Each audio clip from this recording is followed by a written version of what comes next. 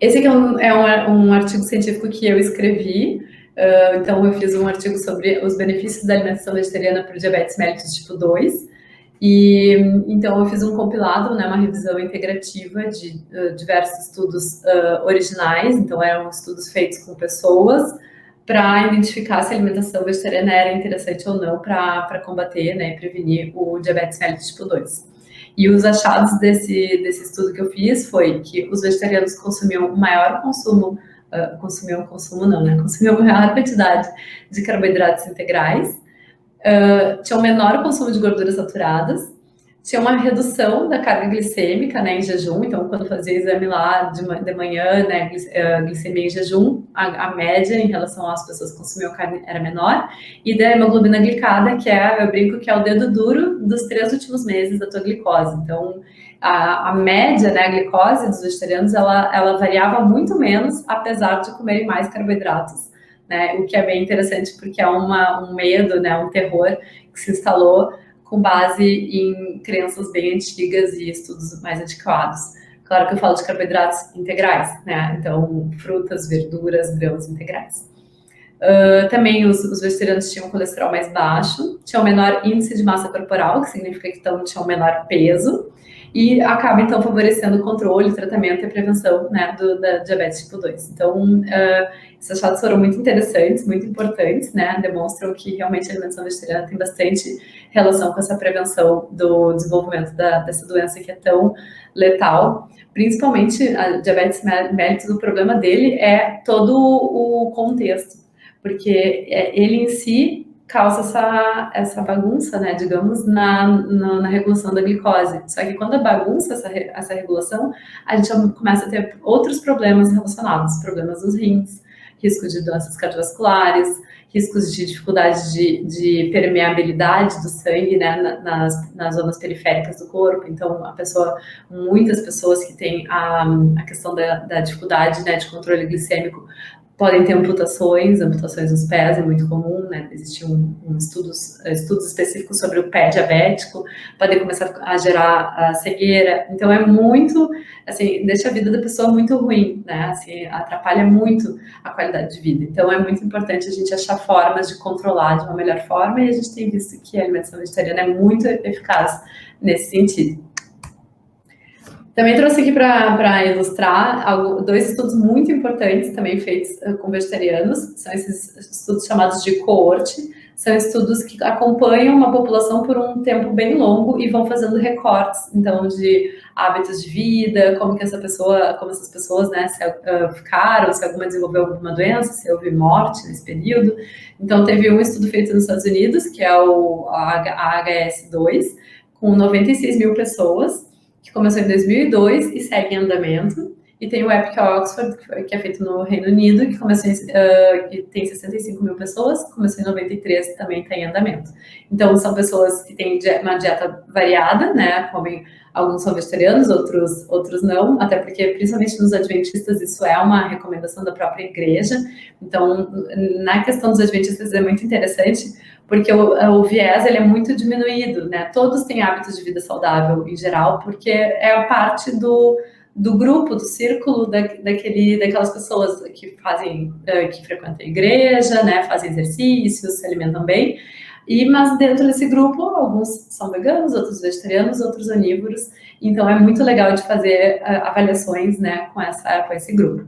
O EPIC Oxford ele é um pouco mais misturado, são pessoas sem nenhuma religião, nenhuma indicação do que fazer ao longo da vida, mas eles vão fazendo também comparações, né, entre pessoas que são vegetarianas e não, pessoas que são mais sedentárias e não, então acaba sendo bem interessante.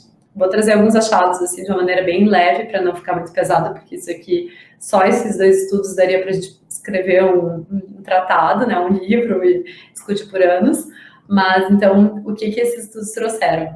Que a redução, de maneira geral, tem reduções de riscos para todos os tipos de doenças que foram avaliadas.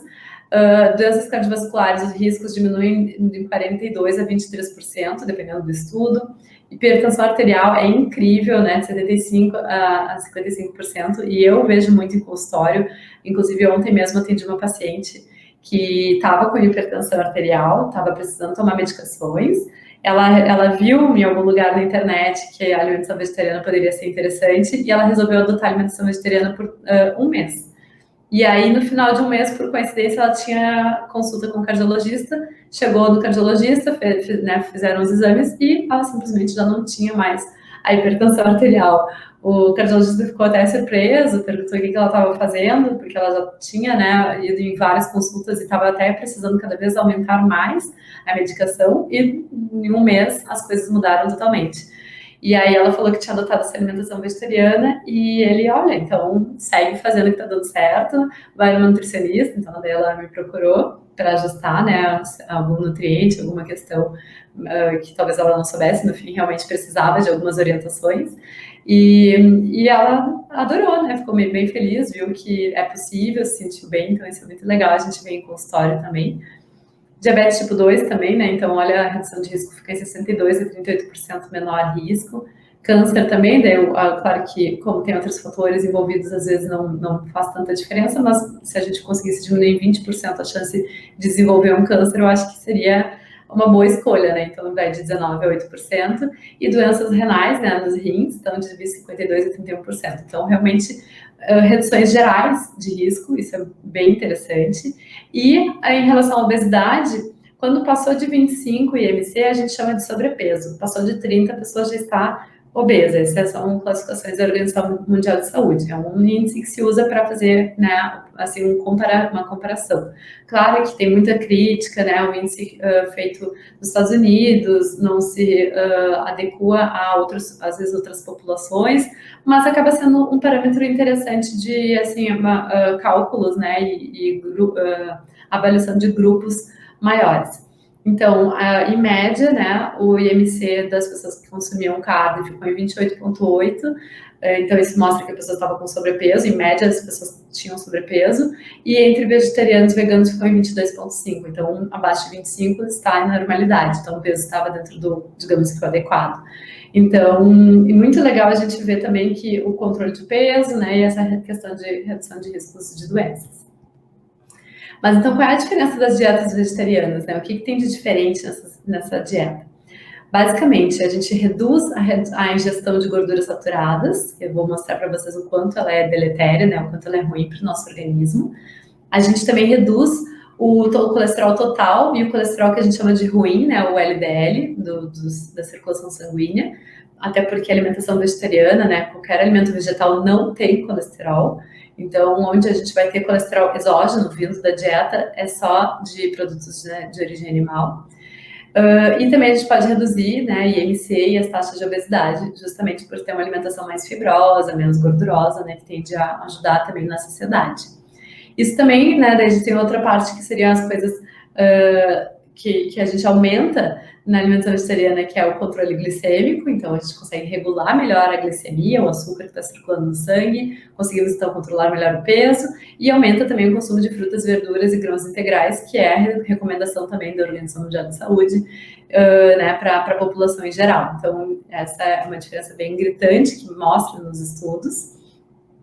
E tem muitos outros fatores protetores que são maximizados na alimentação vegetariana. A gente, então, agrega, né, os compostos chamados de bioativos, antioxidantes, anti-inflamatórios, que são, né, são alimentos, são compostos presentes, né, no pigmento dos alimentos, geralmente, que vão reduzir os danos, né, das próprias liberações do nosso organismo. Todo o funcionamento metabólico do nosso corpo, né, toda a filtração do nosso rim, do nosso fígado, gera alguns compostos que são um pouco mais tóxicos, né, são oxidativos, e é super normal. Só que quando está em excesso, começa a gerar riscos, eu até vou falar um pouco mais adiante. Então, esses compostos, eles inibem a formação desses excessos. Tem fibras solúveis e insolúveis que contribuem para uma boa microbiota intestinal, né, com pré e probióticos. Então, pré-bióticos, comida de bactéria boa, probióticos, bactéria boa. Então, a gente precisa que elas estejam vivendo no nosso intestino para a gente poder ter uma boa absorção dos nutrientes, a gente ter um bom controle de peso. Também alimentos, né, são ricos em fitoquímicos e fitoenzimas, que também atuam na melhor digestão, no melhor funcionamento do nosso organismo. controlamos nosso intestino, né? E a gente acaba também tendo um melhor equilíbrio dos macro e micronutrientes. Então, em geral, né, uma alimentação, e aí, claro que eu tô falando daquela que chama-se whole food plant-based, né? Bem vegetariana, bem integral, né? Não de alimentos processados.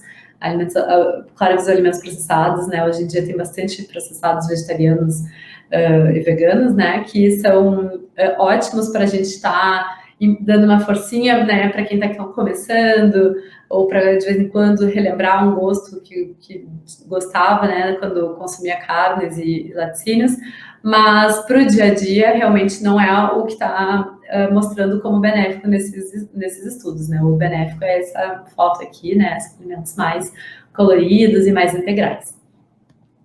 E então, essa alimentação vegetariana também ela pode minimizar os efeitos patogênicos. Claro que também, de novo, se a gente tem uma alimentação mais integral, porque a gente reduz o consumo de gorduras transsaturadas, que está muito presente, né, nos alimentos de pacote, carboidratos refinados estão sempre nesse combo, né, sódio em excesso entram também, então tudo isso pode também ter na alimentação vegetariana. A gente está falando dos benefícios quando a gente adota realmente mais a base dos vegetais.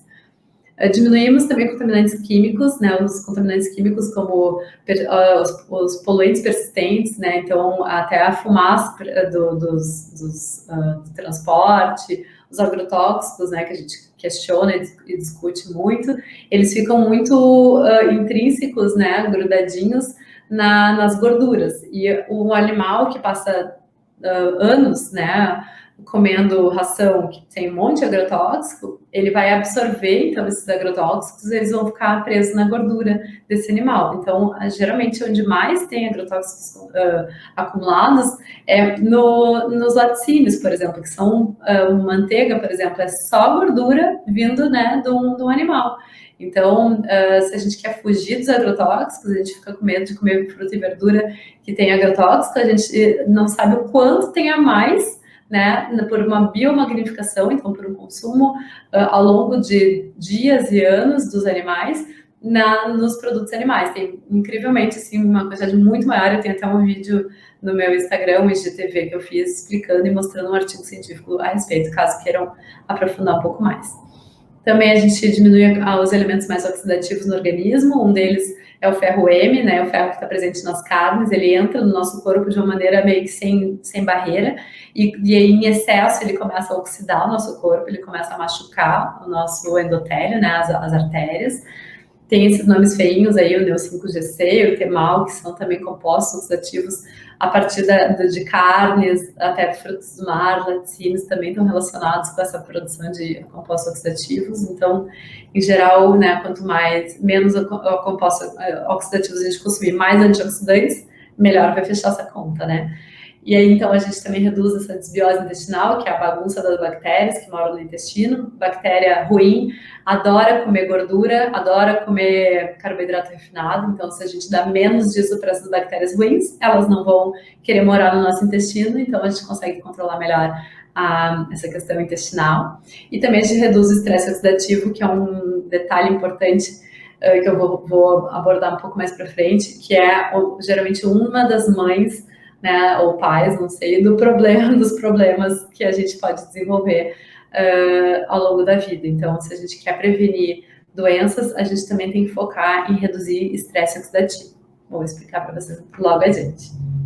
Então, basicamente, o grande segredo é aumentar fibras, reduzir gorduras saturadas. Se a gente conseguir fazer essa pequena mudança geral na nossa vida, a gente vai ter um retorno, assim, incrível. Então, lembre-se sempre, eu brinco com os pacientes, vamos instalar um GPS de aumentar, né, um GPS mental, de aumentar as fibras e reduzir as gorduras saturadas. E se a gente faz isso, a resposta vem muito rápido, tanto em perda de peso, quanto em melhora de saúde, em geral, de bem-estar, disposição. Então, é um ponto legal de atentarem. Aqui eu tenho um desenho, que ele é um pouquinho técnico, mas eu vou tentar ser, assim, bem didática para explicar por que a gordura saturada faz tão mal no nosso corpo. Bom, primeiro eu comecei ali com um desenho mostrando, um esqueminha, né, mostrando que a gente tem a nossa alimentação, né, a dieta seria o que a gente vai comer. E um dos componentes mais importantes para o nosso corpo, né? Claro que tem milhares de componentes importantes, mas esse é muito importante, é a glicose. A glicose é combustível para o nosso corpo, combustível para o cérebro, para o músculo, né? Para eu estar aqui falando, pensando, preciso de glicose rápida. Então, tá, tô com glicose circulando no sangue e, naturalmente, chegou a glicose no sangue, o corpo vai ativar esse marcador aqui que se chama, hormônio, né, que se chama insulina, tá? A insulina é um hormônio muito importante também, porque ela é quem abre a porta da célula para entrar a glicose e gerar energia. Então, se eu tenho a insulina disfuncional, né, tô com algum problema, por exemplo, diabetes tipo 1, em que o corpo não produz insulina, eu preciso repor a insulina. Ela é tão importante que eu não posso viver sem. Então, o que a insulina vai fazer? Ela vai vir aqui, se conectar nesse Yzinho, que é um receptor de insulina, que é como se fosse o buraquinho da chave, né, da porta do músculo. Então, a insulina vem aqui, abre a porta do músculo, a glicose entra para dentro da célula. Então, aí aqui dentro é onde ela vai gerar energia, né? A gente vai ter força para levantar um copo, fazer um exercício, respirar, qualquer coisa que a gente precise, depende de glicose dentro do músculo. A glicose também vai para o fígado. No fígado ela faz uma reserva, de tão importante que ela é. O corpo sempre deixa uma reservinha para quando a gente está em jejum, quando a gente está dormindo, essa reserva poder ser usada. Se a gente come em excesso, vira triglicerídeos e vai virar gordura. Então a gente, né, quer normalmente que pare ali no fígado para não guardar como gordura. Isso é o metabolismo normal e como funciona, né, a glicose no nosso corpo. Quando a gente tem um consumo exagerado de gorduras saturadas, e aqui eu coloquei esse desenho, né, de queijo, ovo e carne, mas eu vou mostrar para vocês uma tabela onde tem mais gordura saturada, claro que esses aqui são ricos também. Além de virar gordura, né, pelo fato de ser realmente mais calórico e não ter tanta funcionalidade do nosso corpo, o principal problema da gordura saturada é que ela vem aqui e ela tranca a porta, ela tranca a entrada da chave da insulina. A insulina não consegue trabalhar. E aí o corpo fica na dúvida, por que a insulina não está conseguindo trabalhar, né? Então, preciso botar a glicose para dentro, não dá para ficar a glicose circulando no sangue. Então eu vou liberar mais insulina. Só que como está bloqueado, a glicose não está entrando para o sangue, para o músculo. Então ela começa a ficar solta lá no sangue, né? Começa a aumentar no sangue. Então a gente faz aquele exame lá de glicemia em jejum, né? Tira o sangue para ver e tá lá a glicose mais de 100, tá pré-diabetes, ou mais de 126, tá com diabetes. Então, por que eu tô com glicose alta, né? Porque a insulina provavelmente não tá conseguindo trabalhar. E só que a glicose, então, alta, ela não pode ficar, né, circulando no sangue, porque vai realmente gerar aqueles danos que eu falei para vocês, né? Problemas respiratórios, não, cardiovasculares, né? Então, a gente não quer de jeito nenhum glicose alta. E aí ela começa a ser desviada para o fígado. O fígado é a mãe do corpo, ele vai receber, vem aqui, né, vou te dar um abracinho. Então entra lá a glicose para o fígado. E a insulina alta, ela vai atrapalhar um pouquinho a saída também dessa produção de triglicerídeos, porque até para proteger um pouco o corpo, né, ela tenta não deixar passar. Só que daí a glicose começa a se acumular no fígado e começa a gerar aquele quadro, né, de esteatose hepática. Então a gordura no fígado começa a se formar também, muitas vezes com, né, uma origem lá no início. Isso faz com que a gente geralmente sinta mais fome, que o nosso colesterol fique mais alto, que a gente tenha enzimas hepáticas, né, ou o fígado mais machucado, e também aumenta essa proteína que se chama ferritina, que é uma proteína de inflamação, de oxidação, né, que também pode ser estoque de ferro, mas muitas vezes nesse quadro é inflamação. Então, baguncinha ali, né, geral. Aí tá, eu quero queimar essa gordura, agora eu comecei a acumular gordura, eu entendi, eu preciso queimar, só que quando a própria gordura, ela libera alguns hormônios chamados resistina, por exemplo, que atrapalha ainda mais o funcionamento da insulina, né, aumenta mais a resistência insulínica, e a insulina alta também atrapalha a queima da gordura, então vira um ciclo vicioso, a gente quer queimar gordura, mas não consegue, a gente também, a insulina não tá conseguindo trabalhar, e quanto mais alta ela tá, pior fica, então as coisas começam a se juntar numa bola de neve. Então, onde começou tudo isso? Geralmente na alimentação, lá no início, né? Naquele hábito de vida simples, que a pessoa faz 3 ou 4 ou 6 vezes ao dia de consumo alimentar, em que ela come, então, pão branco com queijo, no almoço ela come uma carne, de tarde ela come mais outro pão com omelete, né? Ou de noite ela faz um omelete, mas com bastante queijo. Quando viu, né? Estamos lá em cima no nosso consumo de gordura saturada. Então, é aqui que a gente pensa em atuar. Tem essa recomendação da Associação de Cardiologia Americana, em que ela traz que o ideal de gorduras saturadas por dia seria de 5 a 6% no máximo das calorias diárias.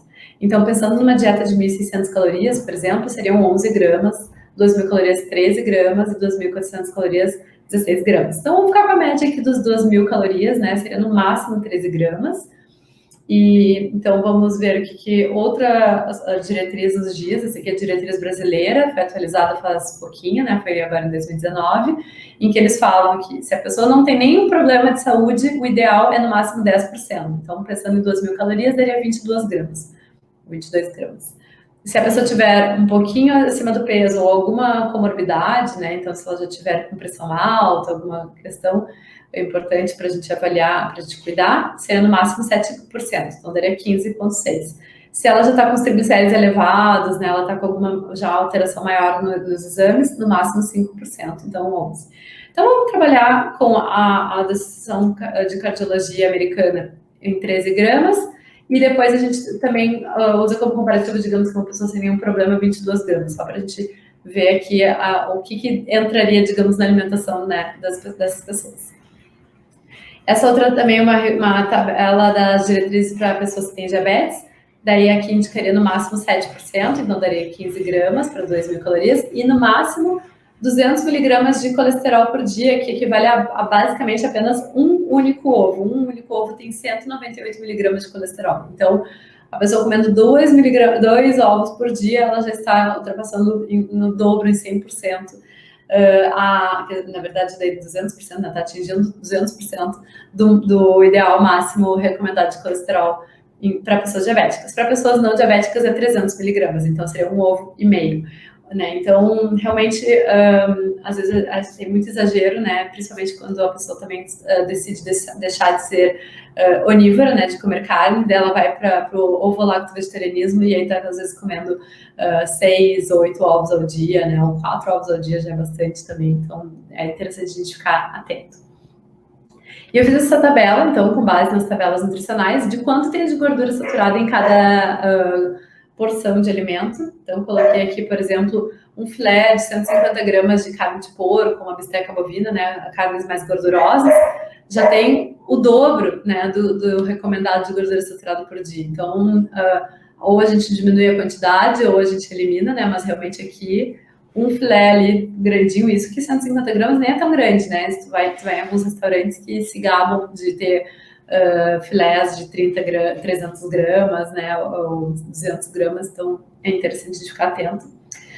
Big Taste, né, do Big Mac, lá, aquele bem grandão, 24 gramas de gordura saturada, uma fatia de bacon ali, né, inocente, 22 gramas de gordura saturada, carnes mais magras, não, mas eu vou tirar a gordura, vou pegar uma carne bem magrinha e tal, 18 gramas de gordura saturada, então, para uma pessoa saudável, que seria no máximo 22, a gente já está quase no nosso limite. Comeu ali mais uma fatia de queijo, ali que tem 8 gramas, pronto, já extrapolou.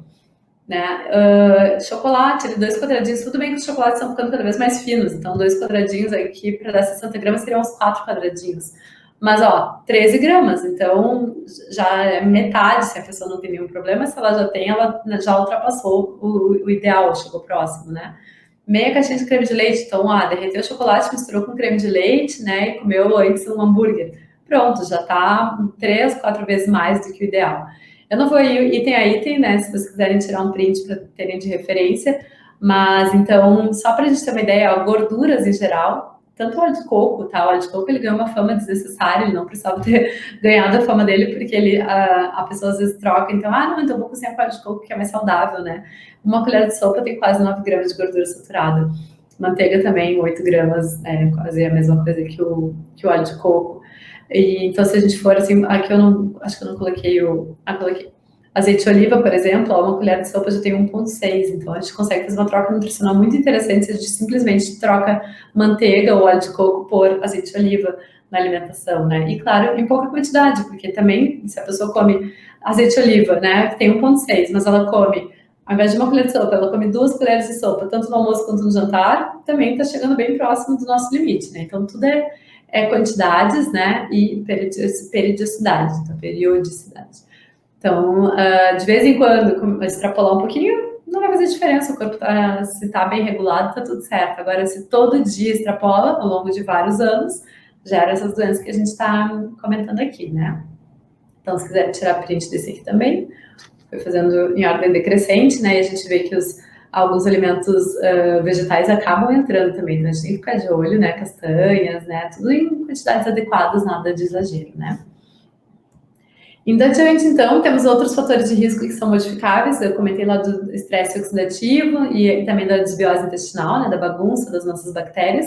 Vou aprofundar mais um pouquinho aqui e depois já vou ficar à disposição para a gente conversar um pouquinho, né, tirar dúvidas. Mas, então, vamos lá. O que é o estresse oxidativo, né? A gente tem, então, como definição, um desequilíbrio. O estresse oxidativo é basicamente um desequilíbrio entre os agentes oxidantes e os agentes antioxidantes do nosso corpo. Eles têm que estar equilibrados. Esse desequilíbrio, ele causa inflamações no nosso corpo. Inflamações menores é como se fossem vários pontos de fogo, é como se estivesse pegando fogo numa mata em vários pequenos focos, né? E essa inflamação, ela pode começar a acontecer, né? E ela começa a acontecer na parte vascular. O que é a parte vascular? São as artérias, é como se fossem as rodovias do nosso corpo, né? Onde está passando sangue para levar nutrientes para todos os lados. Então começa a inflamar e começa a causar uma disfunção endotelial. O que isso significa? Está inflamado. O que acontece quando está inflamado? Começa a ficar meio inchado, né? Não fica funcionando tão bem. Imagina, vamos pensar assim, quando inflamou, às vezes, um dedo de vocês, né? Não consegue dobrar direito, dói, né? Fica duro. É mais ou menos isso que acontece também com as artérias quando elas estão inflamadas. Elas ficam duras, latejando, elas não conseguem fazer o que elas precisam, que é aumentar, né? E contrair quando elas precisam. Então, quando a gente vai dar uma corridinha, a gente está aqui sentado, né? Tranquilão, e precisa sair correndo, tocou o despertador, enfim, qualquer coisa, precisa sair correndo. O que o corpo vai precisar fazer? Ele vai precisar aumentar um pouquinho o tamanho da artéria para poder passar mais sangue, para poder gerar oxigenação e conseguir ter força, energia para fazer dar essa corrida. E se está inflamado e isso não funciona, aumenta a hipertensão, aumenta o risco de romper, né? Então, daí é um infarto agudo, né? Então, tem muitas questões importantes para a gente pensar do porquê que é importante a gente não deixar nossas artérias inflamadas. E também isso pode gerar, então, como eu falei, né, os danos às células, a hipertensão, a aterosclerose. A aterosclerose é quando começa a se depositar gordura ali assim, por exemplo, estou com estresse oxidativo, estou ali com desequilíbrio, estou oxidada, estou inflamada, e aí essa inflamação, o corpo pensa, bom, preciso tratar essa inflamação, vou ter que ir lá tapar os buraquinhos, apagar aquele incêndio, e aí ele coloca uma plaquetinha ali, né, coloca ali uma fita tape para grudar. E aí passou a gordura ali, o colesterol tá aumentado, né, o colesterol ruim, aquele LDL tá aumentado, e ele tá, tipo, precisando ser distribuído, e não tem mais onde colocar, ele tá alto, e aí o colesterol, vou me grudar aqui, acho que ele tá precisando de mim. E aí ele gruda ali. E aí tá passando cálcio, por exemplo, é um micronutriente que está em excesso também, ele tá ali passando, não tem mais muito o que fazer. E, inclusive, vamos pensar onde é que tem mais cálcio, nos laticínios, onde tem mais colesterol, nos laticínios. Então, basicamente, laticínios também podem estar, às vezes, na raiz do problema. Então tá, tem cálcio demais e o cálcio vai ali e gruda também. E aí começa aí vira uma bolinha, né? Vira ali um machucadinho grossinho, gordinho. E aí passou de novo mais uma plaqueta e pensou, poxa, mas tá mais machucado isso aqui ainda, vou grudar mais um pouquinho.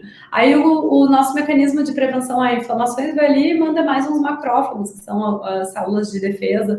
E aí começa a inchar aquilo, começa a ficar grande, grande, grande, até que chega uma hora que pode acontecer várias questões. Uma delas é tapar toda a passagem do sangue em top, né, a artéria, e aí a pessoa pode ter uma doença isquêmica, né, pode, então, não ter para onde mandar aquele sangue, começa a ter desvio, e aí não tem mais oxigenação, a pessoa pode ter um AVC. Pode acontecer também desse grude, né, de células se desprender e sair passeando no nosso corpo, e aí se chega no cérebro, se chega no pulmão, é muitas vezes fatal, né, e silencioso, às vezes o primeiro sintoma é o último, né, e É basicamente essas duas, as duas coisas, mas eu acho que nenhuma das duas é muito interessante ter no nosso corpo, né? Então, claro, e tem a opção também de a pessoa sentir um mal-estar, ir no médico, o médico vê que a pessoa tá mal, bota um stent, né?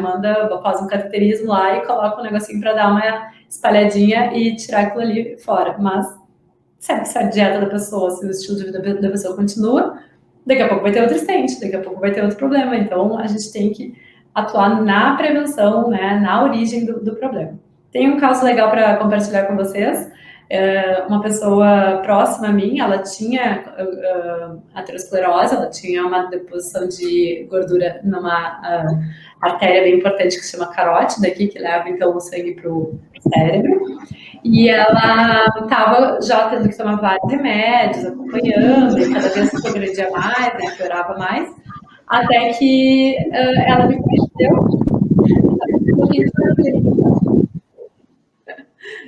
Acho que deu.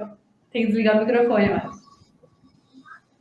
Até que ela me conheceu e a gente começou então, a adotar uma alimentação mais vegetariana, né? Ela passou em consulta e a gente então fez esse protocolo, que não é nenhum protocolo, é basicamente uma alimentação vegetariana, de redução, né, de gordura saturada da dieta, de melhora do estresse oxidativo, né?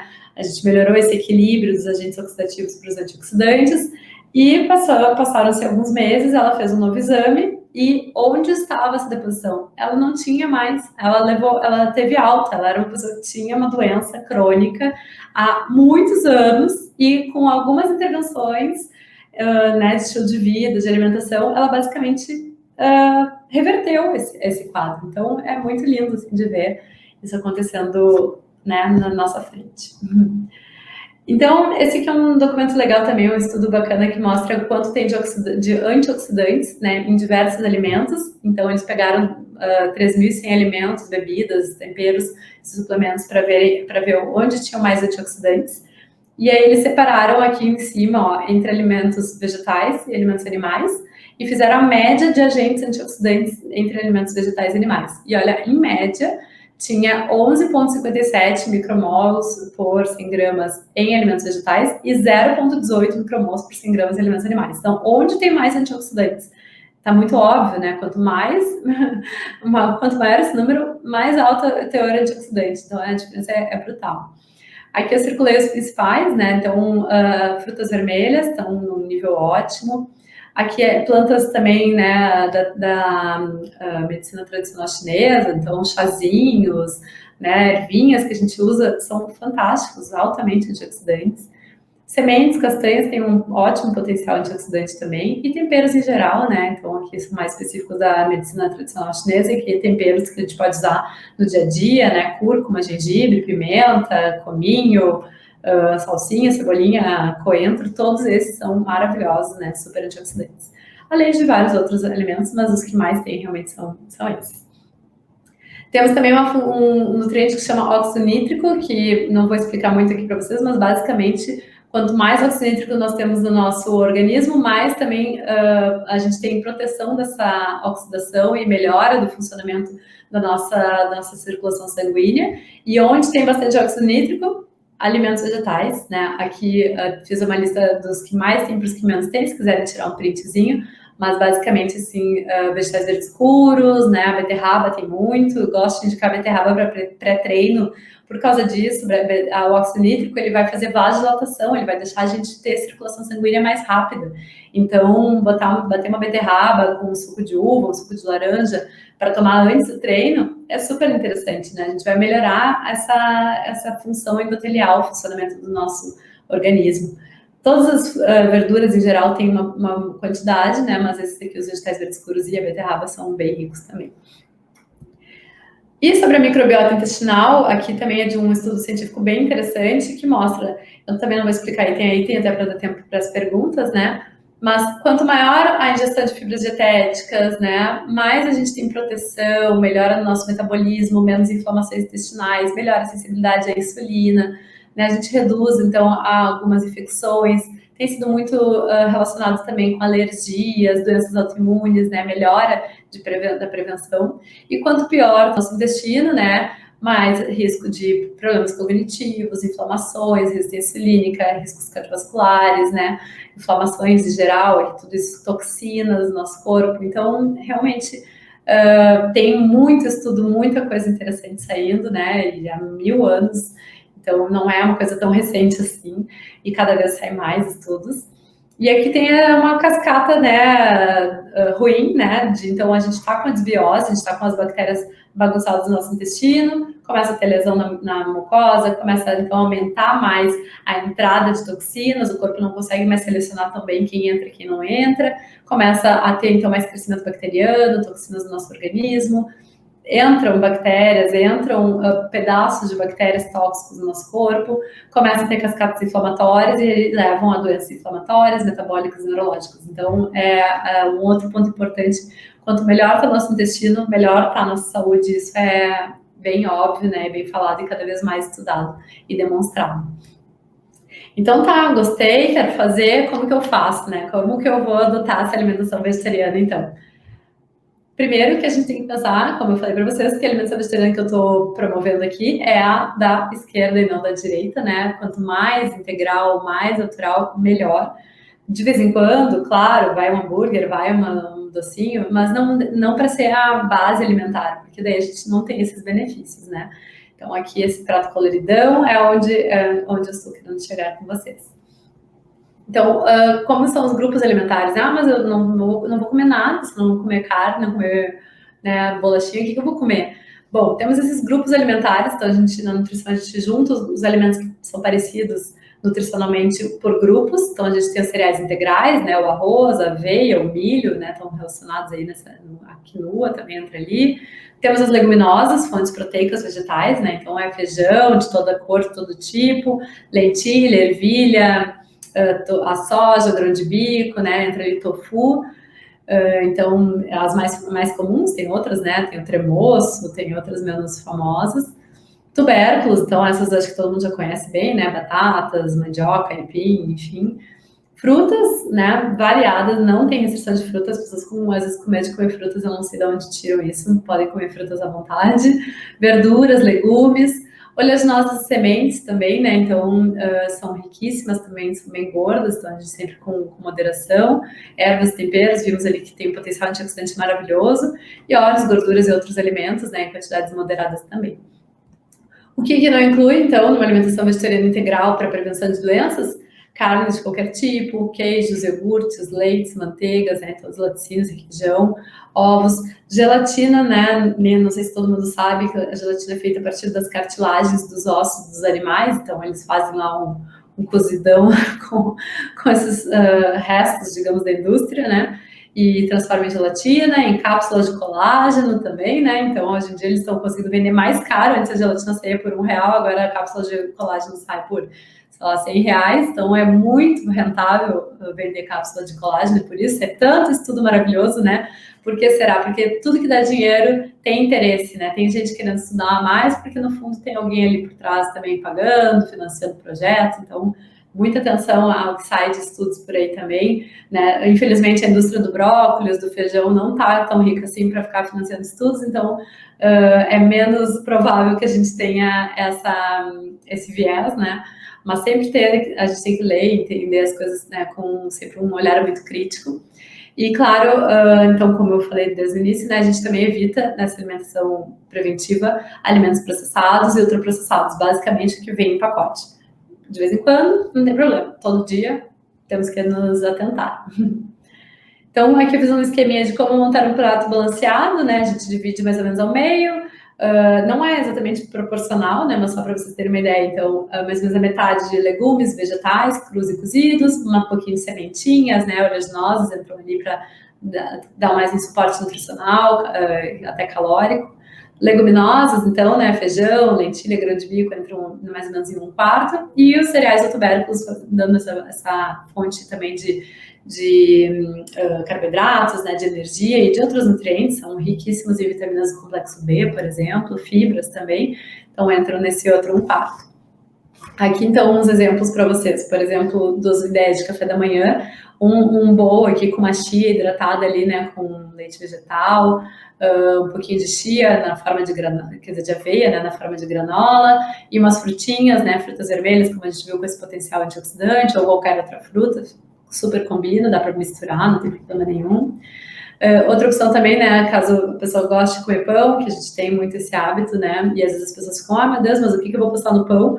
Então, basicamente, não precisa ficar refém do pão, né, a gente pode comer tantas outras coisas, mas caso goste de comer pão, dá pra gente optar por um pãozinho mais integral, né, usar uma pastinha de grão de bico, né, essa receita hummus de grão de bico, ela é bem tradicional, né, ela é de origem árabe, tem para vender em tudo que é lugar, até de restaurantes árabes também.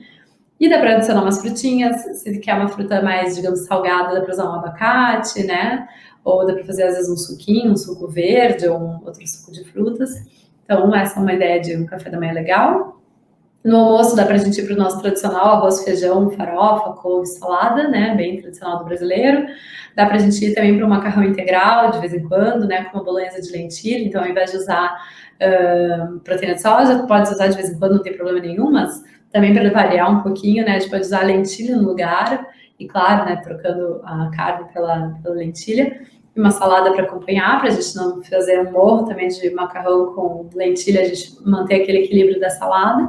Né? O molho de tomate também entra como se fosse, né, parte da salada, digamos, salada quente. E uma dica também que eu gosto de dar é usar um levedura nutricional, como se fosse o queijo ralado, ele tem um gostinho de queijo e tem muitos nutrientes, é muito interessante de ter assim em casa, né, na rotina, mas é um detalhe, não é necessário. Lanche da tarde também é uma panquequinha de aveia com um pouquinho de pasta de amendoim, banana, né? Ou fazer um quiche de tofu com espinafre. Eu tenho essa receita também no meu Instagram, né? Só rolar lá para baixo. Tem um guia só de receitas também que tá lá. No jantar, então, de repente, fazer no inverno, né? Agora tá muito calor para pensar em sopa, mas uma sopa com grão de bico e vegetais, ou fazer uma massa também de repente, uma massinha de grão de bico, ou até de farinha integral. Fazer, às vezes, um pesto com vegetais, botar um tomatinho, umas azeitonas, né? Não precisa ser aquela pizza tão quadrada, tão tradicional que a gente conhece, né? De ceia também um chazinho, né? Chás que ajudam a acalmar a mente, nos ajudam a entrar melhor no sono. Então, valeriana, camomila, erva doce, passiflora. Ou se ficou com fome, né? Se tem uma demanda energética maior, de repente um mingauzinho também de aveia com banana. Fantástico para produção de serotonina, né? E depois de melatonina. Então, para melhorar até a qualidade do sono, é muito interessante. Essas duas opções são muito legais, inclusive podem ser as duas juntas. Então, né, um dia inteiro, whole food plant-based, né, que é alimentação vegetariana integral, de uma maneira tranquila, né, gostosa. E, basicamente, gostaria, então, de agradecer, né, a atenção. Espero que não tenha ficado muito maçante, muito pesado para vocês. Tem uma frase que eu adoro, que foi escrita pelo Thomas Edison, né, que viveu nesse mundo há mais de 100 anos, que falou, então, que o médico do futuro não mais vai tratar o corpo humano com remédios, mas vai curar e prevenir doenças com a nutrição. Naquela época não existia a profissão, né, de nutricionista, então eu considero que ele esteja falando dos nutricionistas, né? Nós, nutricionistas, estamos aqui para curar e prevenir doenças com nutrição. Deixo meu contato, meu Instagram e fico super à disposição para a gente conversar e debater um pouco sobre isso. Maria, muito obrigada. E desculpe o erro falando o teu nome no início. Umas perguntas. A primeira, da Fernanda, ela perguntou aí no caso das pessoas que são veganas, mas contam com essas doenças. Ela perguntou lá no início, quando você começou a falar sobre algumas doenças, sobre diabetes, tudo, e ela perguntou, mas e quem é veg e ainda conta com essas doenças, né? Sim. Então, como eu comentei mais adiante, né, nem ser vegano não significa ser saudável, né? A pessoa pode ser vegana e comer hambúrguer e batata frita todos os dias, E eu atendo todo dia muitos pacientes que me procuram porque querem melhorar a qualidade de vida, a alimentação, porque não comem frutas, por exemplo, não comem verduras, né? Então, a gente não pode, só porque a pessoa escolheu ser vegetariana ou vegana, que ela vai ter uma boa saúde. Não, ela tem que ter boas escolhas dentro daquela escolha alimentar dela. Muito bem, Maria. A Thaís também comentou que ela tem uma tia que tem diabetes, mas ela não consegue, ela tentou explicar a relação com os carboidratos, mas ela não conseguiu. Para ela conseguir explicar essa relação, por favor. Sim. É que eu acho que no caso dela seria muito interessante um acompanhamento mais profissional, porque realmente se ela está com diabetes mal controlada, ela tem uma alimentação muito rica em gorduras, né, que a gente viu ali que tem bastante efeito na glicemia, né, se ela daqui a pouco tem uma desbiose intestinal que é muito comum, então pelo fato de comer gorduras, comer refinados, usar adoçantes, às vezes, né, os adoçantes eles estão sendo cada vez mais relacionados também com desbiose intestinal, então é um ciclo, né, uma bola de neve. E aí a gente, não tem problema nenhum, pode comer carboidrato? Pode piorar. Então a gente tem que tratar lá no início, a gente tem que primeiro mexer nas fontes alimentares, né, mexer na parte intestinal dela. Carboidratos integrais não costumam ter problema, mas a gente tem que entender como é que está o controle dessa diabetes, né? Ela está tendo que usar insulina, quanto de insulina ela usa, ela toma remédio, né, metformina. Então, realmente, eu não acho seguro, de uma maneira assim, empírica, sair mexendo na alimentação de uma pessoa com diabetes. Acho que é legal realmente ter um acompanhamento nutricional.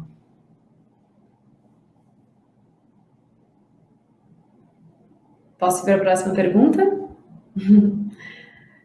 A Tereza botou, teria como falar um pouco mais sobre a relação do estresse com a alimentação? Isso, desculpa, eu entrei aqui atrasada, mas a Tereza tinha falado sobre estresse, mas você comentou bastante, se você quiser acrescentar mais alguma coisa sobre isso. Sim. O que eu falei foi bastante do estresse oxidativo, né? Que não é o estresse do dia a dia, né? Não é o estresse da gente estar nervosa com alguma coisa, né? Eu falei do estresse oxidativo. O estresse, em geral, né? Ou a gente estar estressado, realmente pode bagunçar também a nossa saúde em geral, mas agora eu fiquei na dúvida se ela está querendo falar do estresse oxidativo ou não, porque falou com alimentação. Eventualmente, se a gente for falar de estresse do dia a dia, né? Geralmente uma pessoa estressada tem às vezes menos paciência para fazer uma comida saudável, né? Ela tá às vezes também mais inflamada, né? Intestino inflamado, então ela tem uma maior predisposição a ter mais toxinas, então não sei se é exatamente isso que ela procurava de resposta, mas sobre estresse oxidativo acho que a gente acabou abordando bastante, né?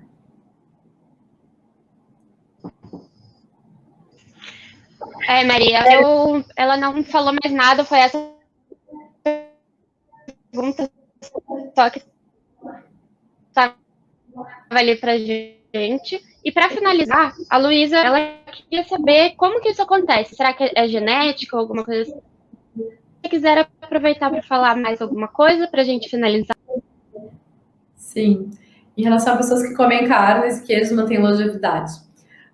Bom, tem que primeiro entender, de novo, qual é o padrão alimentar dessa pessoa. Será que ela come frutas, verduras, o quanto de carne, o quanto de queijo? Porque, como eu comentei para vocês, assim, a metade mais ou menos ali da nossa conversa, é que depende também da quantidade, né? Se na soma do dia ela tá mantendo um baixo consumo de gorduras saturadas, um bom consumo de fibras, né? Uma alimentação mais rica em antioxidantes vindos de frutas, de verduras, talvez o corpo dela esteja equilibrado, talvez ela esteja conseguindo manter uma boa homeostase, um bom controle, né, de glicemia, de doenças em geral.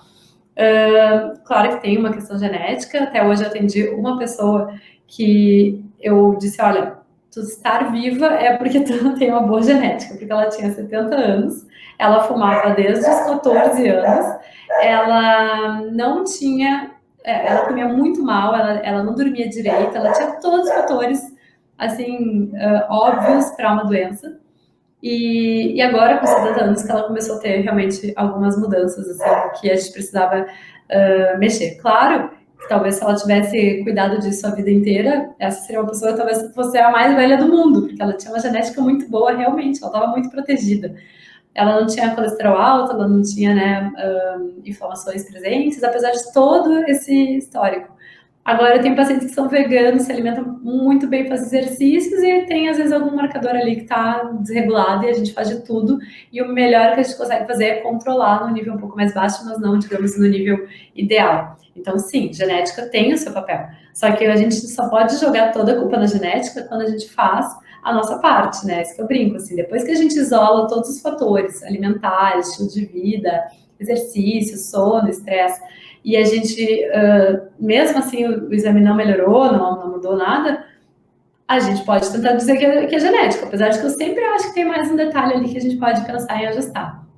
Então, não sei quem são essas pessoas, né? Mas, em geral, se for quantidades pequenas, realmente a gente não poderia dizer que vai fazer mal, né? A não ser que a gente acompanhe o exame da pessoa e diga, olha, tu tá indo para uma doença. É muito legal quando a gente avalia exames que a gente consegue dizer, olha, tu tá já com um pouquinho de resistência insulínica. Talvez daqui a uns 10 anos tu tenha uma hipertensão, tu tenha um diabetes. Quem sabe a gente cuida dessa resistência insulínica, quem sabe a gente muda alguns hábitos, né?